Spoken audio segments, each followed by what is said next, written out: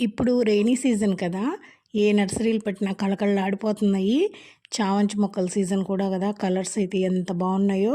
మన ఇంట్లో ఆల్మోస్ట్ అటు ఇటుగా మొక్కలున్నాయి కానీ, ఎర్రజాజి మొక్క అయితే లేదండి.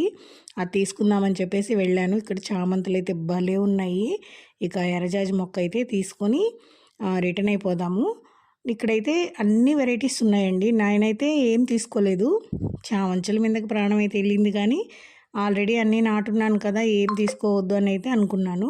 ఇక అతన్ని నాకు తెలియక నేను కాగడాల మొక్క అని అడిగాను. కాగడాల మొక్క అంటే వేరే మొక్క చూపిచ్చాడు. ఇది కాదని చెప్పాను. తర్వాత మళ్ళీ జాజి మొక్క అని అడిగాను. అది వేరే చూపిచ్చాడు. అది కాదని చెప్పాను. తర్వాత చమేలి మొక్క అని అడిగాను. అప్పుడు చమేలి మొక్క అంటే ఎర్రజాజి మొక్కలు అని అంటారమ్మా అని చెప్పాడు. అంటే మేము చమేలి మొక్క అని అంటాము. దాన్ని ఎర్రజాజి మొక్క అంటారంట. ఇక ఆ మొక్క అయితే తెచ్చిచ్చాడు నాకు. 50 రూపీస్ పడిందండి మొక్క. నేను ఆ మొక్క తీసుకొని వచ్చేసాను. ఇంకా ఏం తీసుకోలేదు.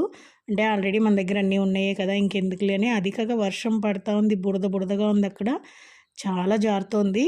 ఇంకా ఒక్క మొక్క తీసుకొని ఇంకా బయలుదేరిపోదాము అని అనుకున్నాను. కానీ సీజన్ కాబట్టి మొక్కలన్నీ కూడా భలే బాగున్నాయి. చాలా ఫ్రెష్‌గా కళకళలాడిపోతున్నాయి. చామంతులైతే మాత్రం చాలా నచ్చాయి నాకు. అన్ని కలర్స్ ఉన్నాయి అక్కడ. జనాలు కూడా బాగానే ఉన్నారు. ఎందుకంటే ఇప్పుడు తీసుకెళ్తున్నారు కదా! రెయినీ సీజన్‌కి ఫుల్‌గానే ఆటోలు అవి ఇవి బండ్లల్లో తీసుకెళ్తున్నారు. చాలా బాగా జనాలైతే ఉన్నారండి.